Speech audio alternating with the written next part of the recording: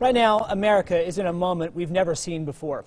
President Donald Trump has now become the first U.S. president to be impeached twice.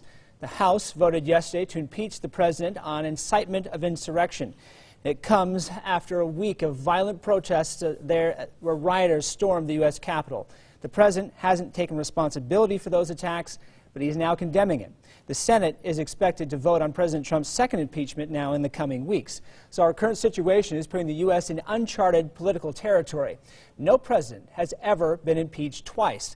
So here to help us understand where we go from here is Jason Perry, the director of Hinckley Institute of Politics from the University of Utah. Jason, thanks for being with us here again this morning.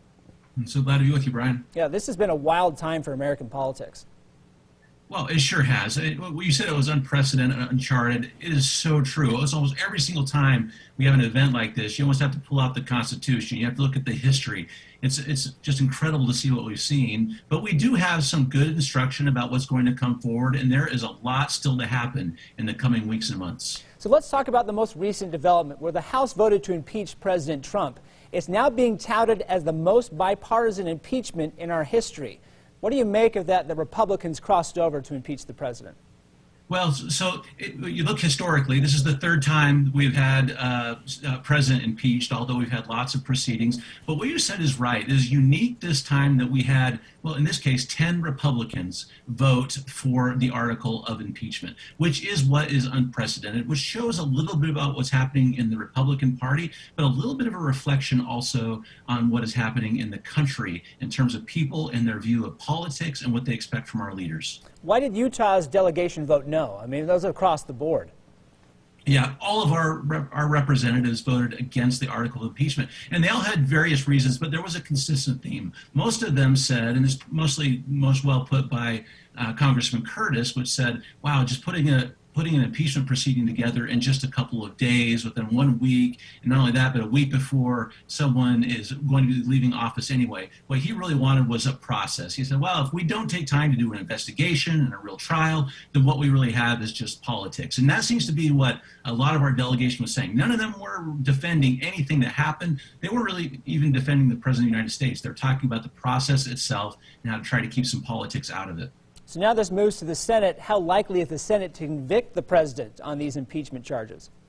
Well, it's unlikely is what I think. You look historically, even though this is the third president that has been impeached, we've never had a president that was officially indicted from the Senate. And what's going to have to happen, so you know, is if all 100 senators are there, 17 Republicans are going to have to vote for this article of impeachment, which is a really high bar, this 2/3 of our Senate. It's a high bar. It's not clear right now that that is going to happen. But there's also a corresponding question, too, not just whether or not they support the indictment and issue that forward on that article, but also whether or not there's any appetite for the Senate to permanently bar the president from taking office in the future.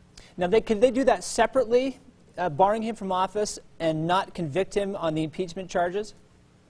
Yeah, these are two separate votes that would have to happen. The first vote is about the conviction, and the second vote, if they do have it at all, is whether or not they would like to permanently bar the president from office. And this is interesting historically. This is the 14th Amendment. This is Section 3, whether or not they can prevent someone from holding office in the future. The last time people were talking about this was really during the Civil War, which is where this particular amendment came from. So it's unclear whether or not you have to convict in order to have that permanent bar, but it is two separate votes. And is this bar the same to be able to remove or bar him from office as it is for the conviction? That's what's so interesting about this. You have 2/3 to convict, but it's just a simple majority to prevent the president from holding office in the future. Oh, so the bar's much lower there to bar him from office for the future. I didn't know that part. That's interesting. Which is why they're talking about it so much right now, whether or not there's appetite for that. Yeah, so all this is coming as he is leaving office because he was voted out. So what do you make of the situation that all this is happening when he's already gone? Is this something that we should just put behind us, as some Republicans are saying? Well, this is exactly where the Republicans are going to go. They're already saying that. The most important election for the Republicans is the next one. And that's what they're planning for right now, is to find some way to let this history go into the history books and find a new course forward. That's what the Republicans are talking about right now. And even when the Senate reconvenes, because they're not going to do that until the 19th, the day before the president leaves office. A whole new strategy needs to put together for the Republican Party. They're starting now. Who will be the standard bearer? How will they reach out to those newfound voters that have been important for the past 4 years? And how will they handle all those Trump voters who are now feel disenfranchised? Jason Perry talking with us with Utah's Hinckley Institute of Politics. Thanks for weighing in with us this morning, Jason. Glad to be with you.